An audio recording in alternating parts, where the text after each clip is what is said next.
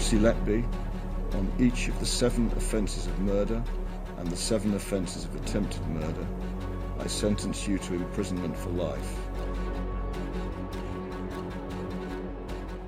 They told me about this nurse who had been convicted, and would I be willing to look at some of the evidence in this case. Now, I had heard about a case previously in the sense that there was a small article in the newspaper saying a nurse had been convicted of killing babies in the UK as serial killer. And I, didn't think much about it, and I didn't pay any attention to it. So I didn't know anything about the details. However, because in this case, the lawyer told me that they had used a paper that I had published in 1989, I was curious. So I said, okay, I'll look at the evidence. Now, they only wanted me to look at the evidence concerning the skin discoloration for certain babies who had air embolism or accused of dying from air embolism. And so I looked at that. And when I looked at it, I was concerned because what they had interpreted, that is the expert witnesses for the prosecution had interpreted, was not what I had written.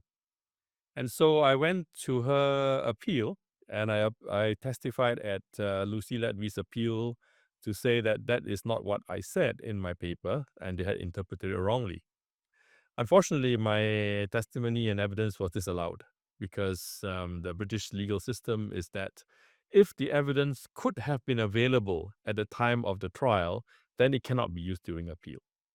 And so my evidence could not be entered into the court case. And so she was denied appeal. And at that time, her lawyers thanked me and told me that there was nothing further that could be done because she has lost her appeal and she has no parole. And I was quite disturbed because here was potentially a woman who may have had an unsafe conviction. I couldn't know that for sure because I only knew the evidence around the skin discolorations and not all the rest. But it made me concerned because if that was wrong, it could be that some of the other evidence was wrong as well. And so I spoke to the lawyers and said, I'm really concerned that there may be an unsafe conviction in this case. I don't know whether she's innocent or guilty, but I would be prepared to look at all the evidence in the case, the medical evidence, that is. And I would be prepared to convene a panel of the world's best experts from many countries to look at the evidence to see whether or not the evidence supported malfeasance in the case. My condition, however, was that if I was going to do this, it meant that if we found that she was innocent or guilty, we will still release the results and publish them. Because, we were trying to get at the truth, not necessarily at whether she was innocent or guilty. So the lawyer contacted Lucy and she agreed to our conditions. And so that's when we started work. And it took us about 4 months to do that work. So I convened a panel of 14 experts from 6 countries, including the UK, Canada, United States, Sweden, Germany, and Japan. And these are really top-notch people from around the world. You're not going to get any better than them. And the way we went about it was that we assigned 2 of the panel members to each case. And we asked them to look at the evidence independently and not consult each other initially. They were also asked to look just at the medical records without looking at any of the case notes or prosecution testimonies, etc., to see what they felt the causes of death or injury in this case was due to. And after they had done that, then we asked them to look at the prosecution witnesses' reports to see whether or not they would change their minds, right? And if they didn't, that would be it. If they did, they would still write their report, and then they would submit the report to me. And as the chair, I then compared the reports of the 2 members on each case. And if they were the same, then we would accept that as final. If they were different, then we would bring a third person in to then discuss the case and then to bring consensus about what the opinion should be. So that's how we went about dealing with this case. And the result was that there was unanimous opinion that there was no malfeasance among any of the 17 babies. And in fact, all of the deaths or injuries were due to either natural causes or to just poor medical care. So that was our report that we presented then at the press conference in February of 2025. And since that time, I think there's been a fair bit of public discussion about the case.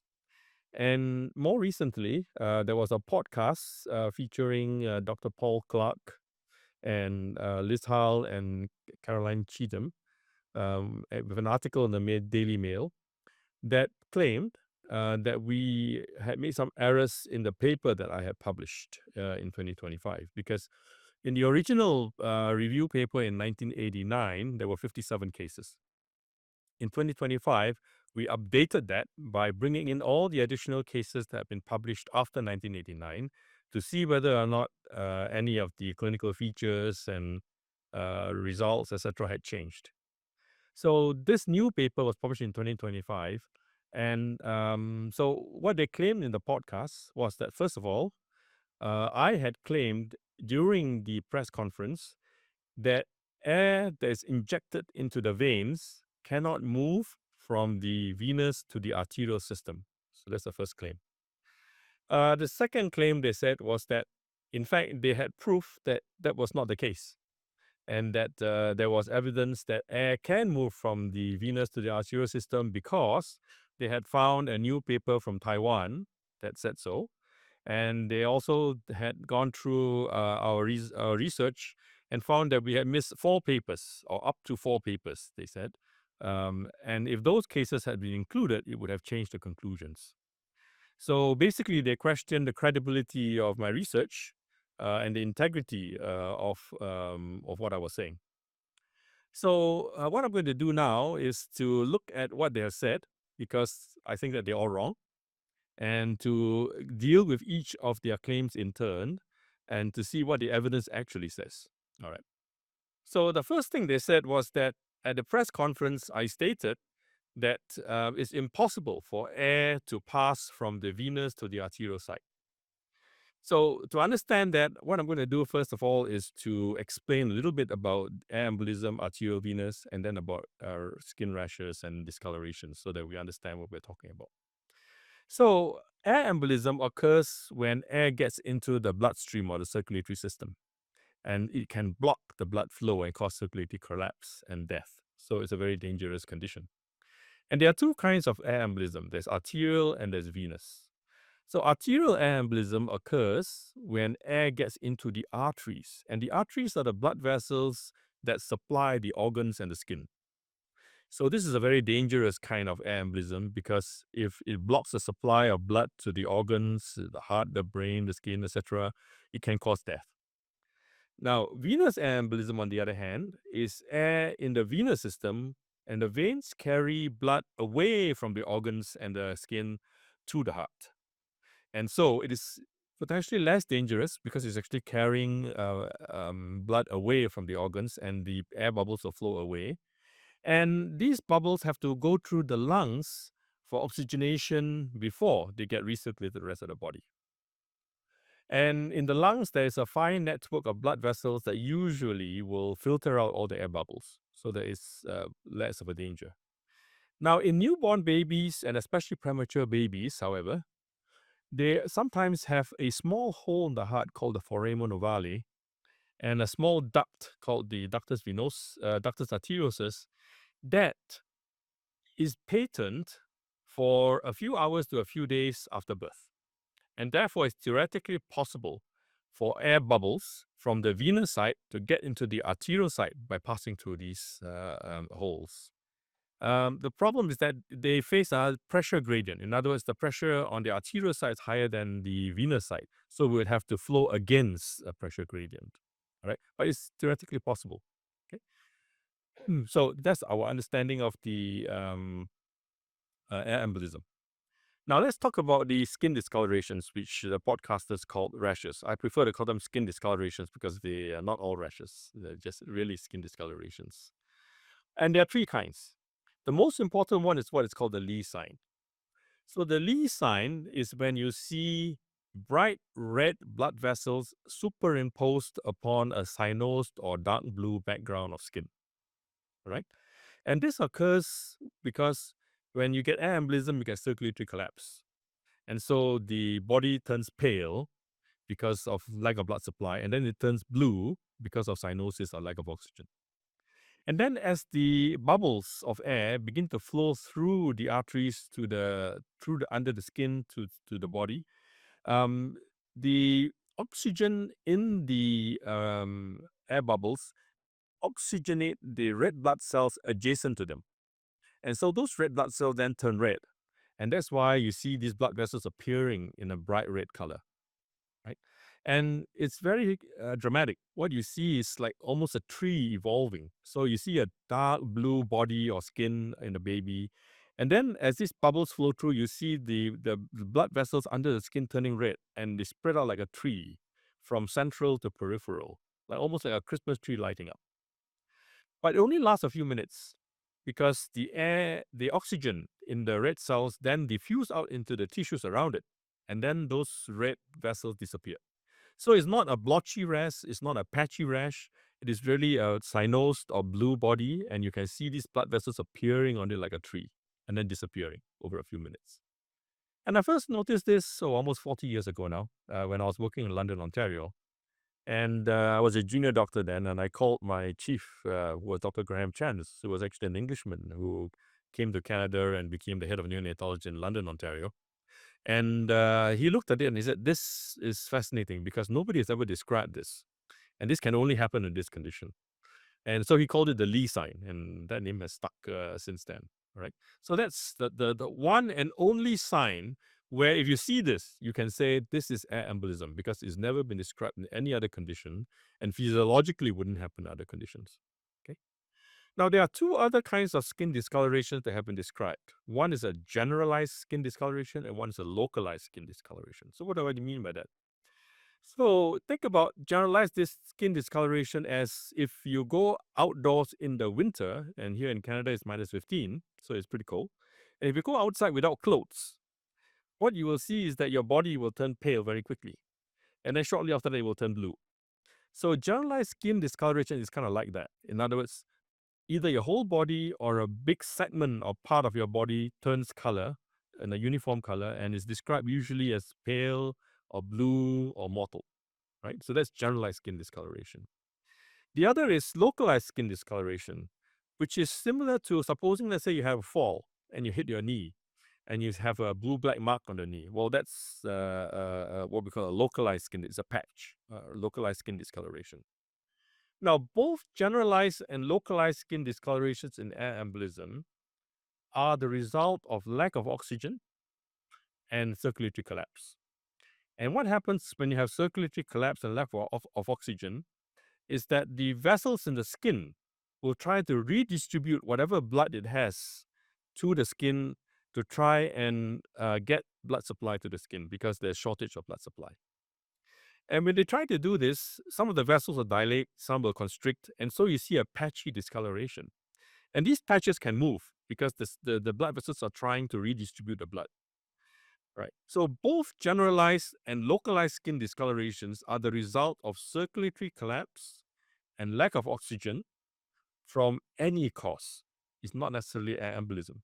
So, for example, if you have asphyxia, if you have breathing problems, you have septicemia, all these things can cause circulatory collapse and lack of oxygen. And when that happens, you can see these kinds of skin discolorations. All right. So if you see air embolism and you see these skin discolorations, you can say that these skin discolorations are caused by the air embolism.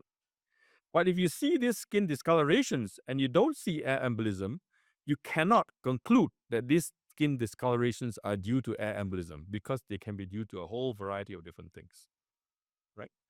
And so it's similar to saying, well, a dog is an animal, but you cannot say an animal is necessarily a dog, all right? So that's the distinction. So what is the relationship between air embolism and skin discoloration? The issue here is that I think that the podcasters may be confused about what the relationship there is because they concluded that if blood can move from the venous to the arterial system, then it must be patchy discolorations. And that's not correct because just as I've explained, any one of the number of different causes that causes lack of oxygen or circulatory collapse can cause these skin discolorations of any kind, generalized or patchy. The problem is that in the literature, if you look at all the cases that have been described, arterial embolism cases have demonstrated both generalized and patchy discolorations, whereas venous air embolism cases have only described generalized skin discolorations. No cases of patchy skin discolorations have ever been described in cases of venous air embolism. Therefore, my point in the press conference was that, and I'll read to you exactly what I said. I said, what we found was that in cases where air was injected into the veins, there were no cases of patchy discolorations ever described in the literature. And that's correct. My point was that you cannot go to court and say this baby collapsed and had these patchy skin discolorations, therefore this is air embolism. Right? It doesn't work. Right? And so what I said was absolutely correct. And perhaps the podcasters misinterpreted what I said to mean that air cannot move from the venous to the arterial side. That is not what I said. And in my review papers, both in 1989 and in 2025, I said as much. In fact, let me quote for you what I said in 2025. I said, and I wrote this in the paper, venous air embolism typically results in right-sided cardiac air. But in neonates, venous air can access the arterial systemic circulation through the patent foramen ovale, especially in the face of raised pulmonary arterial pressures. So what I was explaining was that it is possible theoretically for blood to flow from the venous to the arterial side in neonates.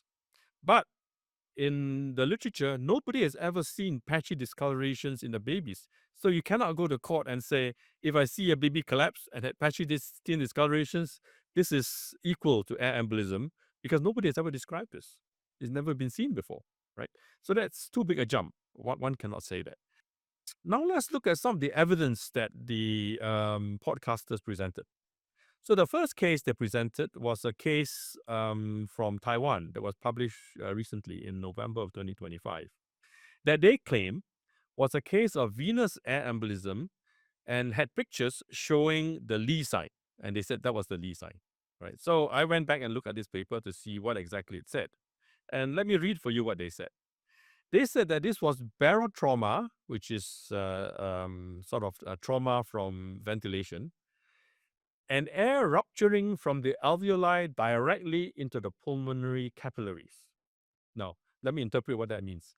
What they are saying there is that this is arterial air embolism because there's a rupture in the lung, the air leaks into the lung spaces, it gets into the capillaries, and then it goes to the arterial circulation. All right. There is no dispute about this. You cannot argue this. This is what the authors actually said. So this is not a case of venous air embolism, first of all. This is the case of arterial air embolism, right? Then this is a baby on high frequency ventilation who was very sick and all that sort of thing. The second thing is that if you look at the pictures that are posted in the journal, you will see that these are patchy skin discolorations, just as I described earlier on. And so patchy skin discolorations are small patches of discolored skin that look from brown to red to blue to purple, different kinds of colors, right? And I explained what that meant. So this is not the Lee sign, right? So I think that the podcasters were mistaken to think that this article meant that this was venous and that this was the Lee sign, because it's neither of those. This is just another case of arterial air embolism with patchy skin discoloration. So this is the 118th case that has been published, and that's it. It means nothing, all right? And there's no bearing on this case. All right. The next claim they made was that I had missed up to 4 papers, they said, in my publications. And so they raised the question of how could I possibly have missed that, and that the cases in these articles would have made a difference. So here's the thing. When you write a paper to publish in a journal, the journal has limited space. And so they only allow you a limited number of references. And in this case, we posted 32 references in the 2025 papers. And all the other references, however, the journal allowed us to put it into a supplementary reference list, which they then posted online. And it's stated in the article, right? And if you read it, you will say that there's supplementary material you can access online. And so all the references were in fact there. We didn't miss any papers. All the papers were referenced in the supplementary reference. And if Dr. Clark had been diligent to read the paper and they say, oh, okay, I should look at the supplementary reference, he would have found these papers instead of claiming that we did not find them. All right. So that's the first thing. Second thing is that, as researchers or as scientists, when we read an article and we don't understand something or we feel that there's something wrong or something missing, the first thing we do is call the author and to say, we don't understand this part. Can you help me out here? Can you tell me why you missed these 4 papers? And I would have told him, oh, we just go and look in the supplementary reference and it would be there, right? It would save him all the grief instead of going to the press and complaining that we had missed these 4 papers. I think he just didn't have the respect, the courtesy, the common courtesy among scientists is that if you read a paper and you don't understand, you call the author up and you say, I didn't find this. And he would tell you where the problem was, right? And he didn't have the courtesy to call me. Instead, he went to newspapers and claimed that I missed all of them. There was one paper that we did not include in the references in 1989 or 2025, as he pointed out, and this was the Willis paper of which he spoke a great deal of. Now, the reason is that in 1989, when we were writing the paper, we collected all the cases that have been published in the literature. But in the 70s and 80s, we didn't actually know a lot about air embolism. So we wanted to be sure that we were actually reviewing papers that were really air embolism.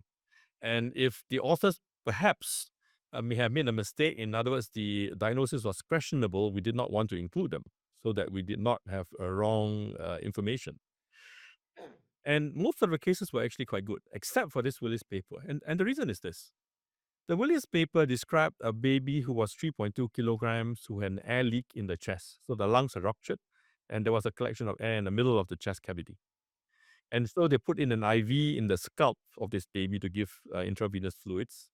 But 24 hours later, the nurse noticed that the IV had run dry. So air may actually have entered into the circulatory system through that scalp vein. And they did not know how much could have entered or not, right? Now, at that same time, the nurse noticed that the back of the baby had a dark blue discoloration, the entire back, as was described in the paper. And that was because the baby was placed in a prone position, so the back was facing up, so she could see the back. And so the entire back had a dark blue discoloration. At the same time, the baby developed paraplegia, which is paralysis of the lower limbs, both the lower limbs. And then over the next few days, they also found that the baby had blood in the stools and blood in the urine. So they postulated that the baby had an air embolus that caused paralysis of the spine and damaged the kidney and the intestine, resulting in bleeding in the kidney and the intestine. And when they checked the blood, they found that the clotting times had gone up. All right. And there was also a thrombus or a clot in the left kidney.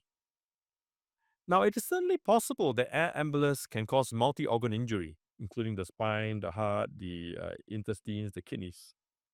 The problem is that if, in fact, there was so much injury to so many multiple organs, this must have been a massive air embolism. Alternatively, the other explanation is that there was a big air bubble that went into the heart and it occupied the heart chamber and blocked the heart so that blood could not flow in or out of the heart. In other words, the blood supply to the body is cut off, and so multiple organ injury. Now, in both these conditions, whether it's a massive air embolism or it's what we call an airlock in the heart, the problem is that it would have caused circulatory collapse. And in this baby, the baby was stable, had no cardiovascular compromise, and remained so. So that's very hard to explain. Because if you look at all the other 117 cases published in the literature, every single one started with circulatory collapse, right? And here was a baby who was perfectly stable. So how do you explain that this is air embolism causing all that? There is an alternative explanation or explanations. And, it's possible that this baby, in fact, had a vascular malformation of the spine. In other words, the blood vessels around the particular area of the spine were malformed and there was a fistula between the vein and the artery. And this could have clotted or thrombosed and then sent off emboli. Now, that would explain why the baby had a very specific injury to the spine with paraplegia down below that. It will also explain why these clots, if they went to the kidney and to the intestines would then damage them and cause blood in the urine and in the stools. All right. It will also explain why the clotting time was increased, because air embolism doesn't cause the clotting time to increase. Only thrombosis does, right? So in fact, if you look at the whole picture, it's more likely that in fact this was a arteriovenous malformation of the spine with emboli to the kidneys and to the intestines, and resulting in abnormal clotting times and all these injuries. At the same time, there was a thrombus or a clot that was seen on ultrasound in the left kidney, which again lends support to that theory. Now, the authors did not investigate for arteriovenous malformation of the spine, so we don't know, right? However, what we did conclude was that the diagnosis in this case was questionable, right? We weren't convinced that this was necessarily air embolism. There could be other possible explanations. And because there was no collapse, no circulatory collapse, it's very hard to believe that this is the only case in the world where you have massive air embolism and the baby is stable. That's just very hard to imagine, right? So we excluded this from our paper in 1989.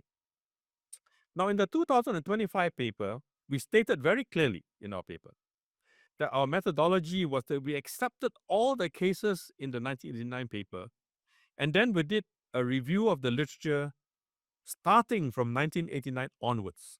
So in other words, we accepted that this Willis case would be excluded, right? So if Professor Clark had read this paper carefully, he would have noticed that we had said that we were not going to go back and review whether all these cases were correct or not. We accepted that. So our methodology and our publication was consistent with our methodology. What we said we did, all right? So in this case, we found 117 cases, and then we went on to publish our results. Now, Professor Clark then talked about two cases in a lot of detail, actually. One was a Sowell case, and case 2 is a Sowell paper, and the other was a Willis case.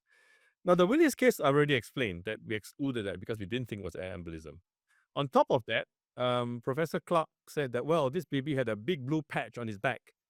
And the thing is that the whole entire back was blue. And as you can see from my explanation earlier about skin discolorations, this is generalized skin discoloration. This is not small patchy discolorations, right? So even if you were to claim that this is an air embolism, it is not patchy skin discoloration. It's still generalized skin discoloration. Now, in the Smith case, number 2, that he was also went into detail about, this involved a baby who had venous air embolism, and it was stated as much by the author. And the baby presented, the skin discolorations presented with a congested or cyanosed head first, and then pale body. And again, this is not patchy skin discoloration. A cyanosed head and a whole body that's pale, this is generalized skin discoloration. So perhaps they did not understand what our definition of patchy discoloration and generalized discoloration was. But if you follow what I've defined, and this is not something I'm making up now, this is all written in the paper in 2025, right? And so this is all written beforehand, and so it's all there. You can read. So this is generalized skin discoloration.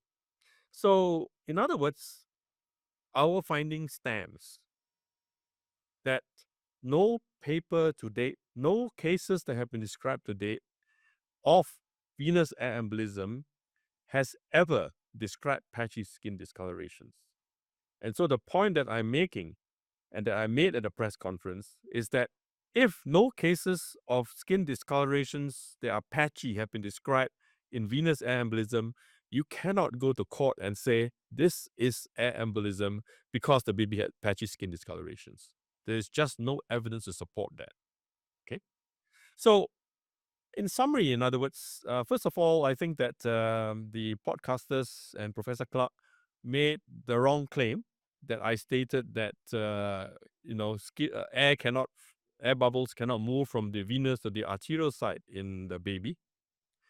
Number 2, the cases that they brought forward, the Taiwanese case by Dr. Hu, does not support what they are saying in terms of this is the venous air embolism with Lee sign.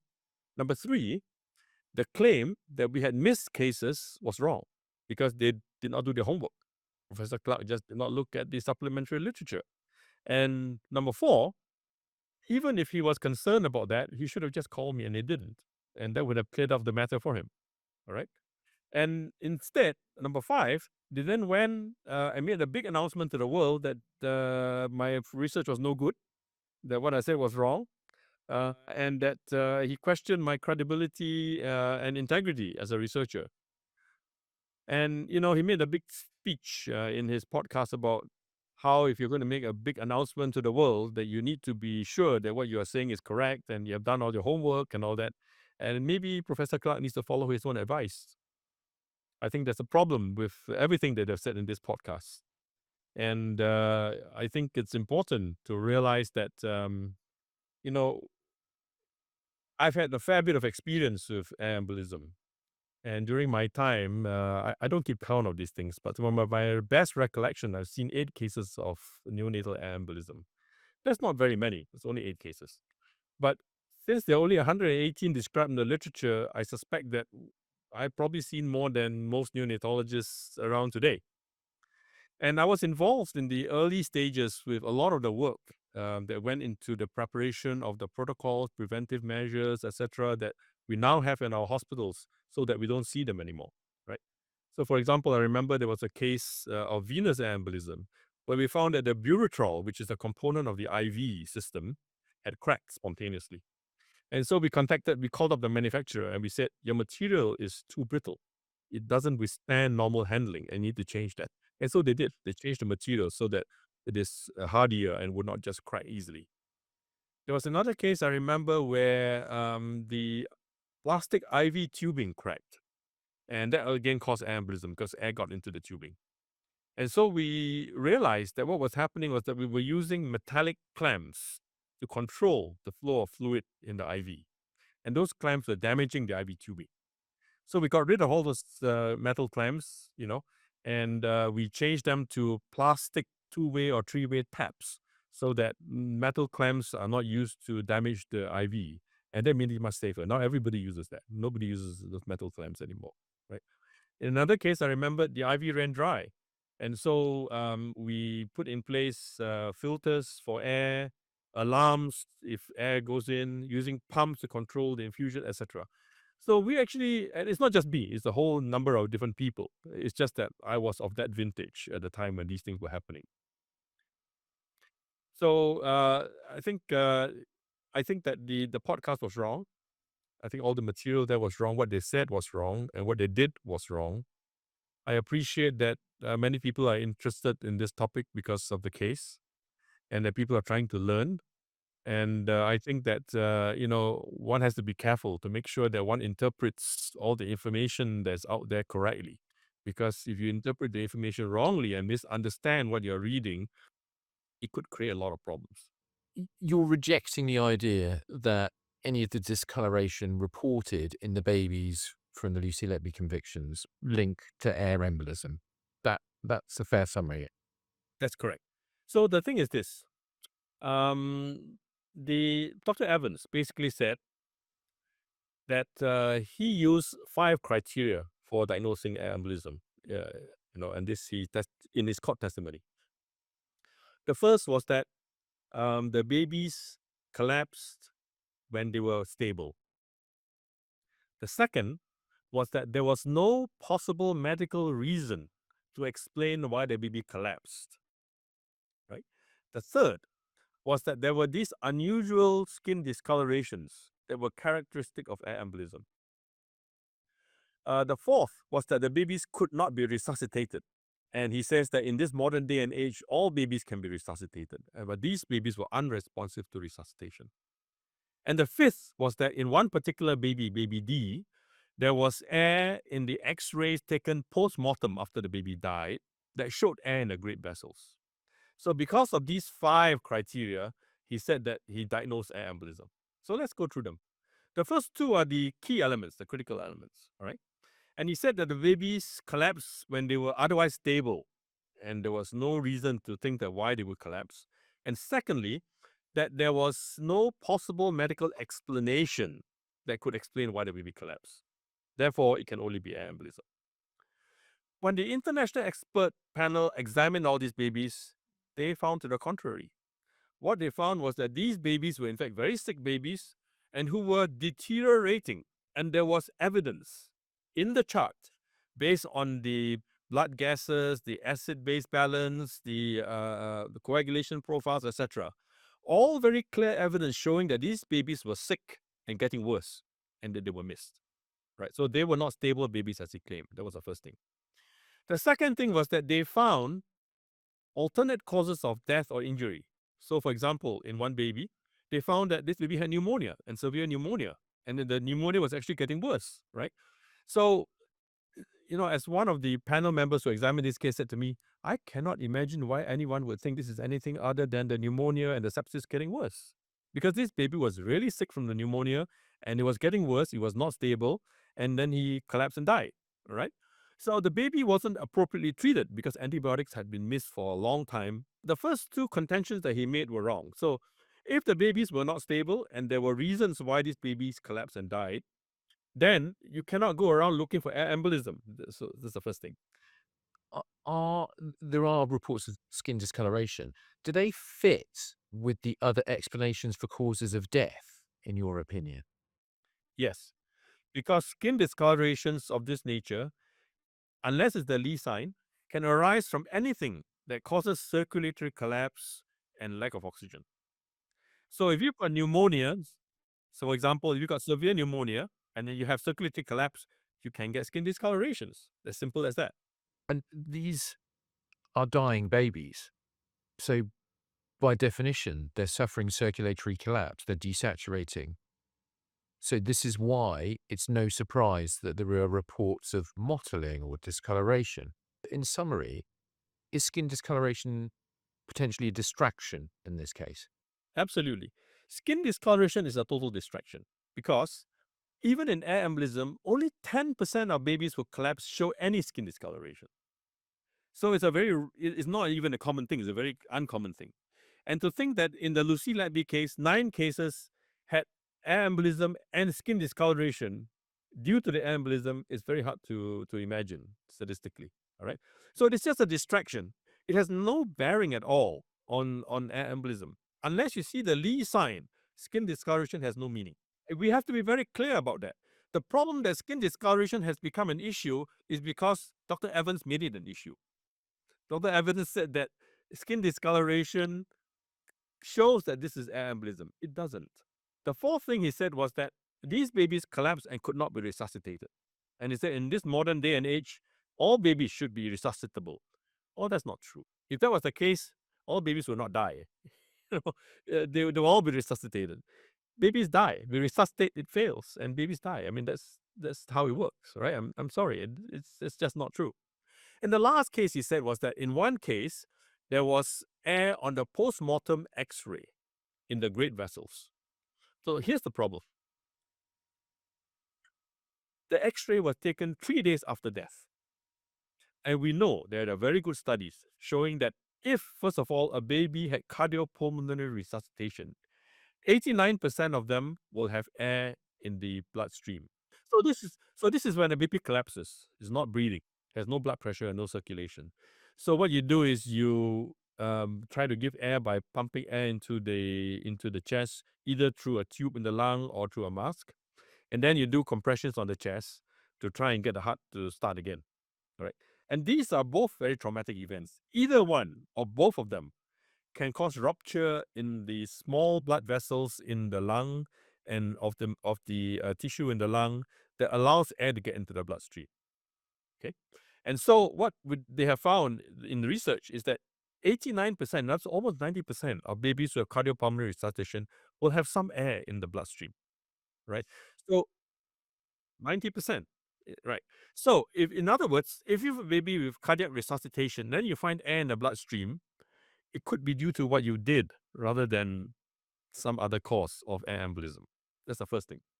The second thing is that they have also found that in babies who have died without air embolism, air can appear in the blood vessels within 25 minutes after birth because there are bacteria in the baby that produce air. Right?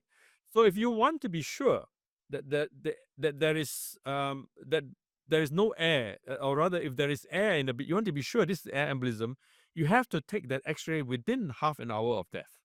Otherwise, it means nothing, right? So in this case, the baby had been dead for 3 days, and then they took an X-ray and found air. So we don't know what that means. It could be from cardiopulmonary resuscitation. It could be from bacteria producing. It doesn't mean there's air embolism, right? So, in all these cases, the skin discoloration really is just a distraction. It has no meaning. One final question. If people want to challenge your work, if they want to take on your findings, are you receptive to that? And what would you urge them to do? So here's the thing. If somebody wants to challenge my article, for example, in 2025, they are welcome to write to me and to say, I don't agree with this, and we can discuss that, right? People do that all the time in terms of academia, right? The case specifically itself is more difficult because I'm under instructions, and so the material is confidential, and I cannot discuss details of the case, right? Now, one caution I want to make to people is this. Most people have not seen the medical records. What they have seen is, little bits of information that have been passed on here and there. For example, in my press conference, I gave out some information about some of the babies and just the highlights, really. They do not have access to the details about the case, right? Whereas the international expert panel did. They had access to all the materials in the case, so they could see everything very clearly, including testimonies and from the prosecution witnesses and so on. And so the report that they have written is a very detailed report. And if you read their report, and I've read all the reports, I've read their reports, I've read the prosecution's report, I've read Michael Hall's reports, Now, the reports from the international expert panel are a level above everything else. They are highly detailed, very comprehensive. All right. So my advice, my suggestion to people is that, look, the report has been submitted to the CCRC. Now let the CCRC do its work. What would you like to see happen now? I think the CCRC now needs to look at the material that has been submitted to them very carefully, obviously. But they also need to do it, I think, with a sense of urgency. Because, in this case, a lot of the evidence that was used to convict her has now been put into question, including the statistics, including how the investigation was conducted, including the psychology of the posted notes that were used to say that she admitted guilt, including the medical evidence as I've just described. Really, almost every piece of evidence that was used to convict her is now in question. And I think that the CCRC must take that into account, and they need to act promptly.